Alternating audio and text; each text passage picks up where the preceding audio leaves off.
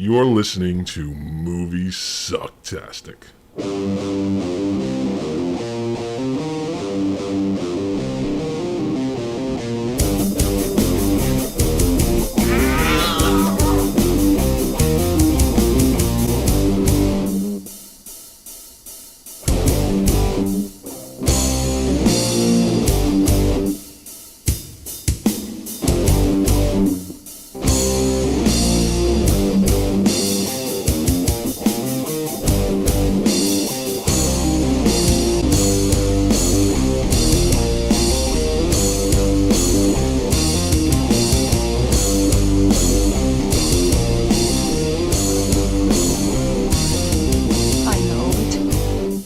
Sounds like some bad movie.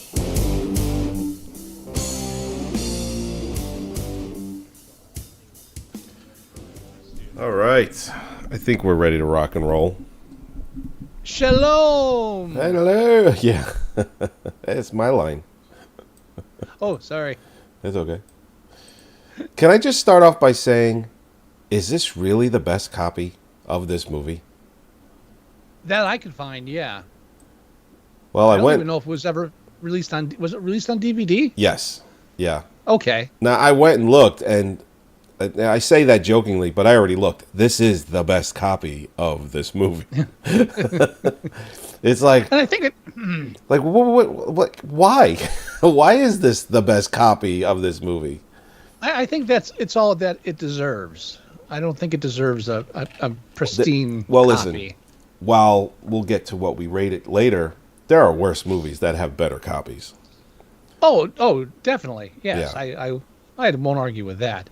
But so yes, I'm Scott. This is Joey, and the movie we're talking about is the 1994 Chuck Norris film, and the last canon film, Hellbound.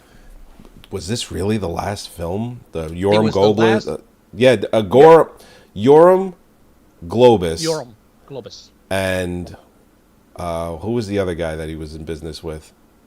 Golem. Golem. Yeah. I Golem noticed. Globus. I noticed Golem is not on this because No, the documentary that they had. What was the name of that documentary? They had it a few years ago. Electric Boogaloo. Oh, that's right. They gave the whole backstory of like all of these movies and canon and all of that. And the two, I think they ended up hating each other at some point, and then they split. Yeah. So. Yes, and this is the last collaboration between Chuck Norris and Globus. Yeah. As well. Yeah. That is true. Yeah. Now, so this is a Chuck Norris film that came out 1 year after the premiere of Walker, Texas Ranger. Really? So, Dear God. yes. Yeah, and actually, his co-star, Leslie, played by Sherry J. Wilson, she was also one of his co-stars in Walker, Texas Ranger. Oh, really? I Yeah, didn't realize that show came out that long ago. Oh, yeah. Yeah, it's been a while. I feel like, I mean, there's so many seasons of that, apparently, and so many episodes. I really felt like that show came out, like, in the it felt like the mid-2000s. Yeah, I remember it. Yeah. Wow. But yeah, so I now this film is called Hellbound, and it's a buddy cop film in which the two buddy cops end up going to Israel to chase down one of Satan's minions. Yeah, and they went with the comical music throughout, like the like Real Men style. You remember the movie Real Men, Jim Belushi, John Ritter? Like it's that kind of style music. It's like that, and they go with that style music. And I believe the name of the piece is Selection Number 4 from the Casio. Is that real? No. No. Okay. Oh my God! But yeah, it didn't know what it wanted to be, kinda. Well, they were going for like that light. I feel like they were going for Beverly Hills Cop. Yeah, And a little bit. And I gotta tell you, so Chuck Norris plays Frank Shatter. Shatter. Like, who comes up with that? And his sidekick is Calvin Jackson, black actor. Right. And I feel sorry for any black actor that had to enter into the industry after Eddie Murphy because he's just doing like the wacky black sidekick routine, which Chris Tucker would bury into the ground in 4 years with Rush Hour. Rush Hour, yeah. Yeah, but I mean,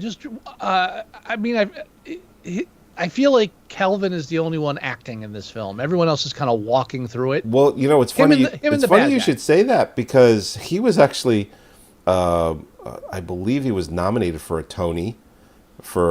He comes from a more structured, like Chuck Norris is trying to remember his lines and trying to deliver them and not sound dumb. Failed, of course. But he's, like, you're right. He actually is trying to act. He is trying his best. Yeah, he's got to deal with. Yeah, I mean, the only other person I would say is doing a good job is the bad guy, Christopher Nate. I don't know how to pronounce that last name, but he plays Prosetanos. Which sounds like a flu medication. Yeah, I thought. Can't wait to hear those side effects. I thought the little kid was better than Chuck Norris. Oh yeah. No, God bless Chuck Norris. He does not let not being an actor hold him back in his acting career. No. He also, if you notice, doesn't allow him to ever get like beaten to the point of where it's like he's down for the count. Is he going to come back? It never gets that far in any of his movies. He is always just kicking your ass. If you knock him down, you got lucky. He might have tripped on a stone or something. Like, that's what it feels like when he does that stuff. Mm-hmm. And I feel like that's what the problem they had with shooting the scene where Frank Shatter stumbles into the hotel room to find. Every time you say Shatter. Sergeant Shatter. That's even worse. Sergeant Shatter. But when he goes when he finds Lockley in the hotel room, which I'll call the guy Lockley his like secret identity name because it's easier to remember than Prosetanos.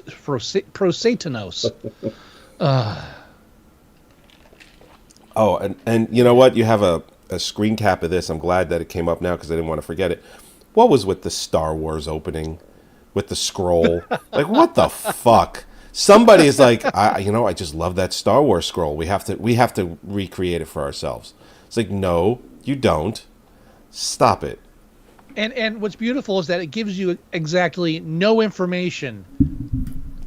No, it gives you nothing. Nothing that's really usable. It's all vague. And except for Prosetanos' name, that's the only thing that really helps. Yeah. But anything else, nothing else that is explained elsewhere in the film is explained here. I mean, his name is Pro Satan. It's like pretty much. Pro Not Satan. very inventive. No, yeah. It's like unobtainium. And Satan. It's like unobtainium. It's like, stop. Do we really this is what we're going to use? Pro Satan. Pardon me. I mean, so so Sergeant Shatter and Calvin Jackson are roughing up some pimps when when a prostitute falls on their car, and that drags them into this whole conspiracy where back in what year was it? I want to get this right. 1162? Something like 1186. 1186 AD. Yes, the 12th century. Give or take an AD. And there's like a 15-minute opening in 1186 AD where we follow for a long, long walk King Richard as he goes to this hidden temple to stop Satanos from killing a royal and anointing himself with it, and thus giving him, like, opening the doors to hell, basically. Yeah, which Friday I think is a Buffy. Yeah, I think it's a Buffy the Vampire episode too. I could be wrong. It's right up there. I actually don't remember that. It's very similar. So maybe. I mean, there's so much to pick apart in this film. Like when they I don't know. The opening is just too silly to begin with. and then like they show up with these 4 daggers to put into the sarcophagus to seal him in. But like, isn't it his sarcophagus? Yeah. That was his place. Like that was his hidden temple. Like that's his stone thing. How do they know to bring these daggers that seal him in? And why would he design that into his own sarcophagus? You've obviously overthought it. There's just I watched the film one too many times. I was like, you know what? I'm gonna make sure I watch it because we didn't record last week, so I watched it again this week. It's like I'm gonna watch it again just in case. Oh God, that's dedication. You know, and that's when I pick up little things like that, and it's just it bothers me. It does. Yeah, but so because of that, they find a dead rabbi in the room, and when they're roughing up the pimps, I like when he steals Crocodile Dundee's line. That's not a punch. That's a punch. Yeah. This is As not a good movie. It's not even like a fun movie. Oh no, it's very slow because then they get shipped off to Israel. The whole film was shot in Israel. Well, that's Yoram. Which he's got connections. Yeah. Right. Well, there might be trapped funds there as well. Sometimes that's a reason they do something like this. Because even the New York, the Chicago scenes were shot in Israel, which by the way, a beautiful country. Oh yeah, I'm going there this summer. I'm a huge fan of beige. Sandy beaches, man. And it's not real. It's not really a tourist commercial for a tourism commercial for Israel, because all we know about Israel is that Calvin complains that it's too hot all the time, and there's little kids pickpocketing everywhere. Right. And the cops are rude, and Satan's got minions all over the place too. It's just like it's. Yeah. I mean. So you know what was interesting? So I'm watching this movie, and they make the, can we get something to eat joke, like 3-4 times. The running gag of I'm hungry.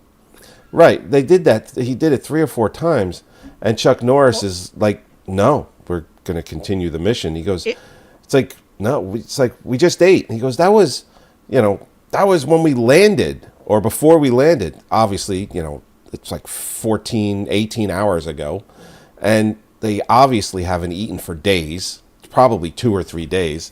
And they keep making the joke, and where I'm going with it is, in my head, I'm like, when this thing's all said and done, Chuck Norris is going to make, man, I'm hungry. Let's go get something to eat. It kind of like a joke. And it never happened. Doesn't even pay that off. I was annoying. I was annoyed that they didn't even, I was like, it's so predictable that they're going to do it, that they didn't. Yeah, the dialogue is atrocious in this film. I mean, it's not like Neil Breen or anything, but well, it's a masterpiece compared to that. Chuck Norris and Calvin Levels, they spend the whole film doing the buddy cop thing. But whoever wrote this, decided that buddy cops always squabble like elderly married couple, and not even that entertaining of a way. No. And you got to show me respect. He's like, you wouldn't be my partner if I didn't respect you. And then he was like, okay. But I also don't want you eating. Yeah, you can't eat though, and I'm going to take your money. I'm going to take your money so you can't go eat. And again, I feel bad for Calvin in those scenes because he's like overacting and all this stuff. And they cut the Chuck, and he's like, it's just stone face. He's like, yeah, but that's it. All right, fine. I'm acting my heart out. You're just mumbling your lines. I'm wondering, if this was in the end just edited, just like it was when it was filmed. They probably, I'm thinking the director probably thought, I'm going to edit this a certain way, and it's going to be good. It's going to be funny. It's going to be this. It's going to be that. And then when they saw the footage, they're like, fuck, all right, just edit this thing together and get it done and over with. I don't know. I can't. What could they have cut out or changed? I mean, it's very thin to begin with. There's not a lot of room for like that kind of. I know. And they went and got the Real Men soundtrack for. It worked it worked in Real Men.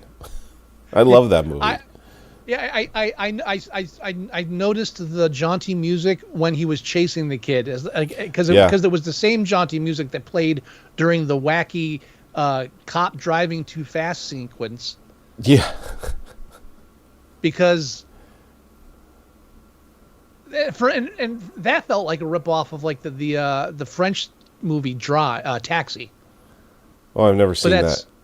Yeah, I'm loosely familiar with it, but it's a lot of that stuff. The taxi driver drives fast, and everybody's like, oh, that watch stuff. Those turns there, buddy.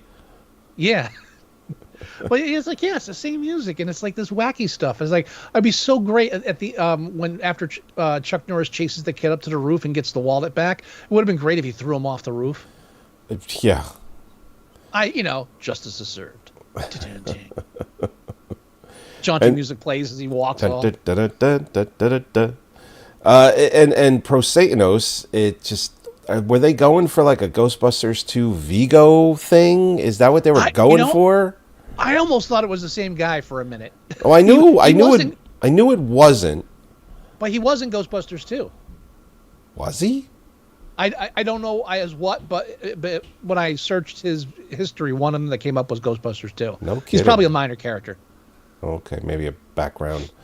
But when he would, it was funny. So when he would laugh as Prosatanos, and you can tell that it's like a big boisterous laugh. It's comical, and they give him the deep voice, and he laughs, and it's just like, is he supposed to be menacing and scary? And I'm just giggling when he did it. And just in case you're wondering, in Ghostbusters 2, he played the maitre d'. Oh, okay. Yeah. He's been in a ton of shit, but yeah, I think the last thing he was in 2019, just a voiceover. Is he is he a UK actor? Oh, I don't know. Hang on. I'm just wondering if he's probably like a stage actor. Born in London, educated at the independent school, King's School in Canterbury, Kent. So he is definitely. That was definitely his accent when he was acting as Lockley. Yeah, but it's also he's a stage actor. He probably this is beneath him, but he's like, I need the money. Oh yeah. Oh, but give him trying credit. to break through into the industry. He was the only way to join the film when he like pulls that guy's heart out and he goes like, ha ha. Like there's no one to laugh. He's just laughing for his own sake. And it's like, hey, but he did that like every time he killed somebody or like threatened somebody. He's like, yes, welcome to hell. Ha ha ha. Such a happy Satan, Oh yeah, he's getting stuff done. I like my demons a little, like, go lightly. Yeah, I mean, so the plot's it's just point A to point B, but the prostitute that fell on their car led them to the dead rabbi without a heart. So they end up going to Israel to give him a report because apparently they couldn't do it over the phone back in the 90s. Then once they get in Israel, they track down the archaeologist and the who was in Chicago earlier in the film. Right, and they bump into each other in Israel too. And then they track down the art dealer. Oh, there's that guy that keeps popping up. That's Jesus, right? Oh yeah, the Jesus-looking guy. That was right out of I mean, that part with the Guardians kind of thing is kind of right out of Indiana Jones. The Last Crusade. It got a Last Crusade feel to it. Yep. I was actually convinced this film was ripped off. I'm convinced this film ripped off another film. But I'll mention that at the end. Okay. Oh no, man! You know what's funny? If we were still doing challenges where I would directly challenge you a movie, you know, a movie I challenge you to based on this. What? The First Power with Lou Diamond Phillips. Oh, I got a better one. Really? What do you got? Split Second. Oh, Split Second. And I saw that in the theater. Oh. More guns. The First Power, I vaguely remember. I only watched it once. Only because The First Power has to do with, has to do with like cult, Satan, you know, Right. the not pyramid. Why can't I think of it? Jesus. Anyway, tired. Pentagram. Thank you. Yes, I just remembered as you were saying it. It's like it's all that. Like it's a serial killer, goes to the electric chair, but doesn't die. Actually, becomes more powerful because hail Satan. So that's why I would challenge that film. But Split Second is a buddy cop film where the two buddy cops are chasing down a demon. Yeah, that's true. That is true. Only difference is it takes place in waterlogged London instead of Israel. That's all. I haven't seen Split Second it's been a really long time. I have it with riff tracks. Oh my. We have to check that out. But yeah, they chase the guy around a lot. He kills some people. Then it all comes down to his whole thing. In order to open this door to hell, he needs to kill certain people. Royalty, someone of royal blood. He needs to kill them then and anoint himself with their blood. So and then he needs to kill one final person to fulfill the prophecy and open this door to hell, which turns out to be the archaeologist chick from Chicago because her dad's a duke. Her dad's a duke. It's like, yes, Chucky, her dad's a duke. Oh, he put all the pieces together. When they break into the police station, and he's looking through the photos of when the people died, and then he just the Prosetanos, he puts it in his journal and all the places that he's at, and it's like, really, he needed to journal this. And Chuck Norris is like putting shatter. He's putting it all together. He goes, what about this date? Oh yeah, he was here. Okay, what about that date? Oh, he was there too. And what about this one? It's like they did it like 4 times. It's like, okay, we fucking get it. But it's just, I don't know. He's got that Steven Seagal syndrome in this film where he just walks through the whole thing. I was honestly shocked when they showed him running upstairs. I was like, you didn't get a stunt double for that? I mean, the only time he's in any kind of fights where he's getting beat up or anything is during the first fight with Prosetanos, and that's like a dark room, so it probably was a body double or somebody. Oh, I think so. Yeah. So and apart from that, anything else is like there's minimal movement on his part. He's not doing any spin kicks or anything. No, I was actually I didn't think he was old enough where he just wasn't doing that. Didn't have like that range of motion, but I knew obviously he's not young enough anymore to do the stuff that he used to do. But this is only maybe 7-8 years removed from some of the stuff that he was doing where he was very, very active.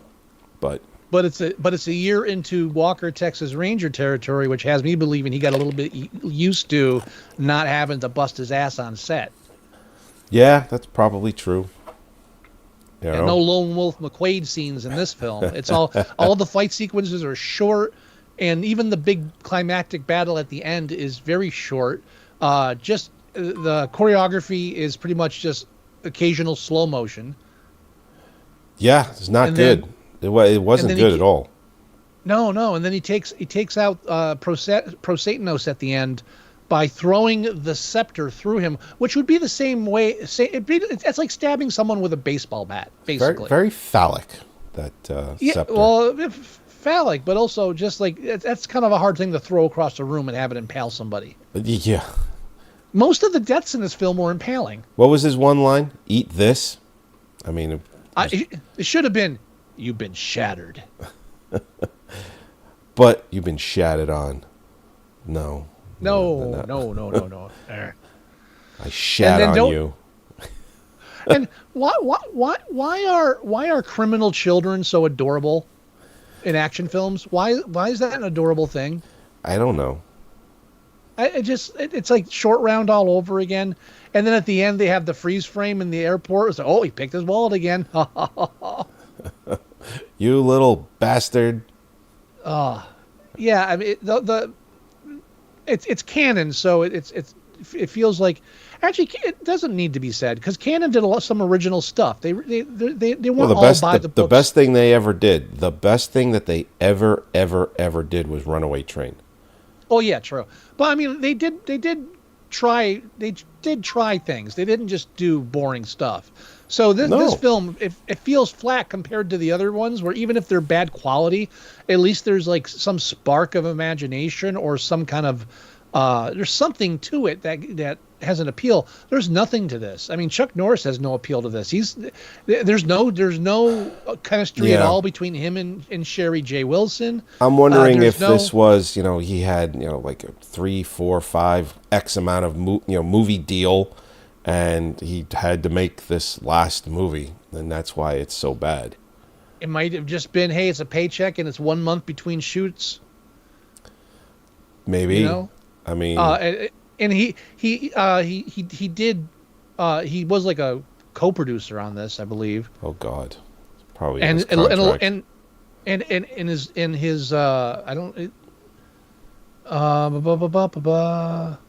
Aaron Norris is the director.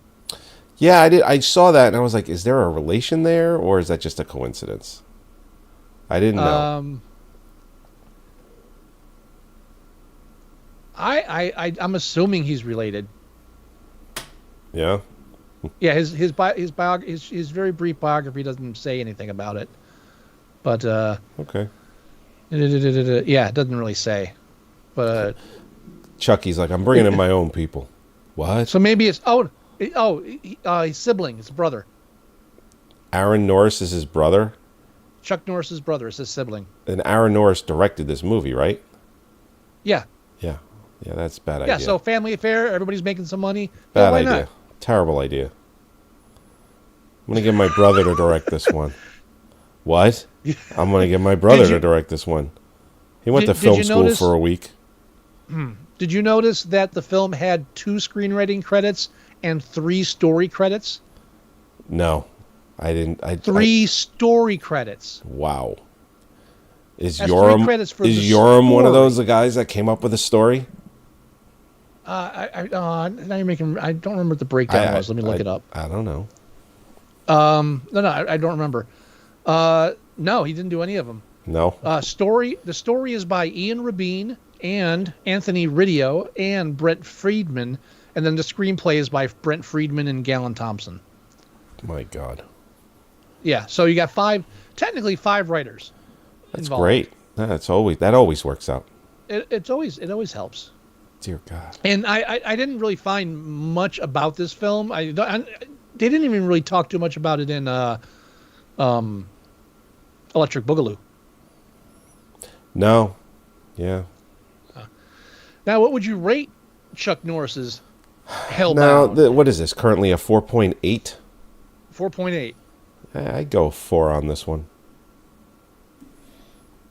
I think I think 5 is too high. 5 just means it's average, and there are much better fucking movies than this that deserve a 5.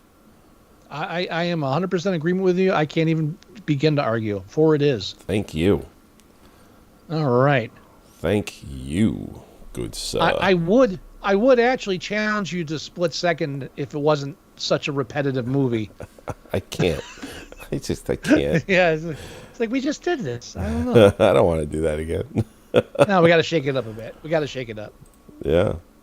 All right, let me pull up the Wheel of Sock.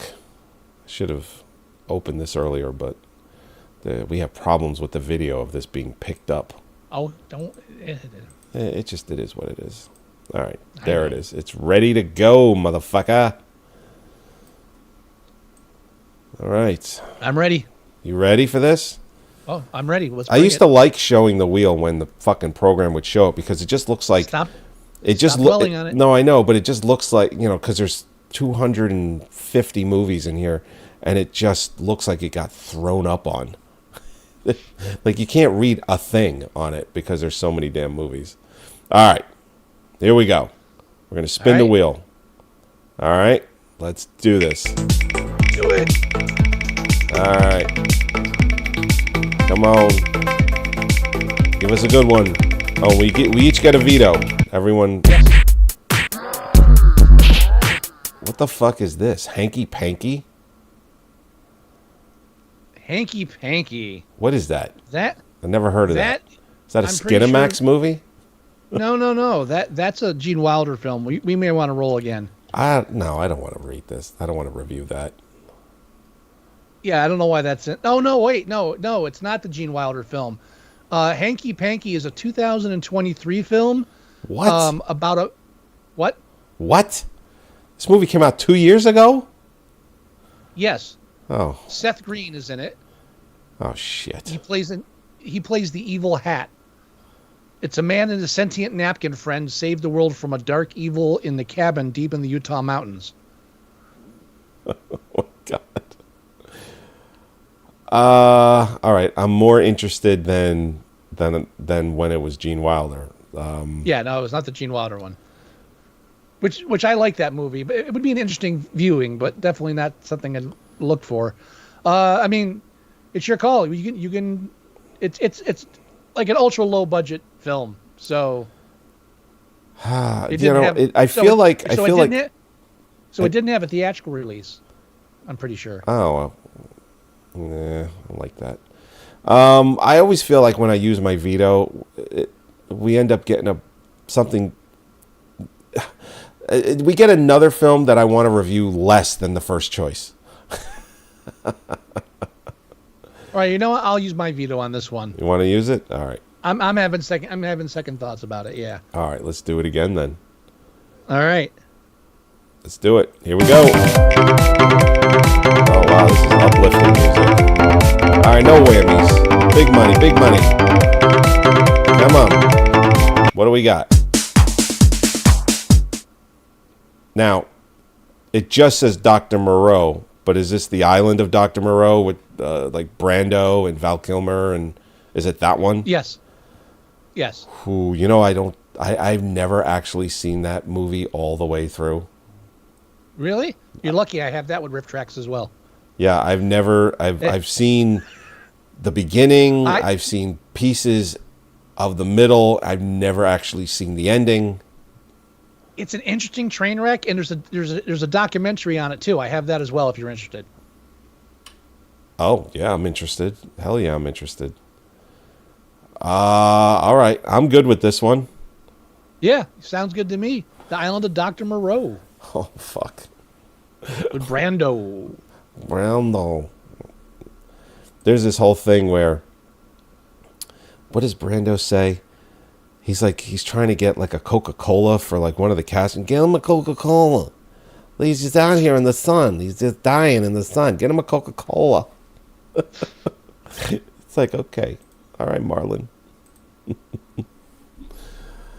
Oh, the Island of Dr. Moreau. Holy shit. All right. Wow. All right, I'm going to have to watch it for real. Never actually watched it. That's a 90s film, isn't it? Yeah. 96. Yeah, we're still stuck in the 90s. 96, I think. 95, 96, somewhere in that. Whew. Yeah, and Val Kilmer's was very, even in his documentary, because Val Kilmer, he filmed a lot of stuff through his entire life. Even during his documentary, he had footage of him talking to, the other main actor. I can't remember his name, but he was in Wonder Woman. But anyhow, he's in the film and he's talking to him, and they're unhappy with the director. They're unhappy with Marlon, and they're just unhappy making this movie. And there's audio of Val Kilmer confronting the director, and the director saying, "Turn the camera off," and Val Kilmer's like, "No, I don't have to." Like, it got really ugly. It got really crazy. Is this in that documentary, Val? This is, yes. Yeah, he has that audio in that. Yeah. I got to try to watch that. I haven't gotten around to it yet. Because I imagine it's not in the Dr. Moreau documentary, because Val Kilmer, it's his footage, it's his audio. Right. So, yeah. But yeah, no, they actually mentioned Dr. Moreau, that film, in the Val documentary. They actually spend not a ton of time, but they spend enough time on it, because it is one of the things that Val Kilmer, regretted? Yeah, pretty much. Pretty much. So anyway, all right, Island of Dr. Moreau. All right, I like it. I'm into it. All right, let's go ahead and end the show. About time. Let's go do About that. time. All right, everybody. Thank you, as always, for joining us. Yet another episode of Moviesucktastic, episode 445, where we just reviewed Hellbound with Chucky Norris. Oh, man. Chuck Norris. And, the whole, Chuck Norris doesn't do push-ups. The earth pushes against Chuck. Like those things, I think that was done a little while after Texas Ranger, kind of like the late 90s, early 2000s is when that really kind of took off. But whatever. All right, so go to our website at moviesucktastic.com, our newly designed website, and you can download the show, listen to the show, or you can tune in. You can click on the YouTube link and watch the episode that we just did. You can go to YouTube and you can watch us live while we review these movies. And we always do it on Thursday nights. You can go to iTunes and you can listen to the show there as well. You can go to facebook.com/moviesucktastic and you can see everything we're posting. It goes there. You can leave us email. The address is themovieguys@moviesucktastic.com. Also, if you want to leave us voicemail, it's 908-514-4470. You can download our podcast player at moviesucktastic.com/mst.apk, or just download your favorite podcast player for whatever device you're using and do a search for Moviesucktastic. We are also now on Spotify. We are on iTunes, Spotify, Podbean. We're all over the place. Stitcher, you name, iHeartRadio, Amazon. If it plays podcasts, we are there. So whatever your favorite way to get us or to listen to podcasts, just do a search for Moviesucktastic. We show up immediately. You can listen to anything that we have. Do you have any words of wisdom, Mr. Wilson? I am prosenitos, your passage to eternity. Nice. All right, everybody. We will we will see you next week when we review The Island of Dr. Moreau. Oof, it's going to be a good one. All right, everybody. We'll talk to you later. Bye-bye.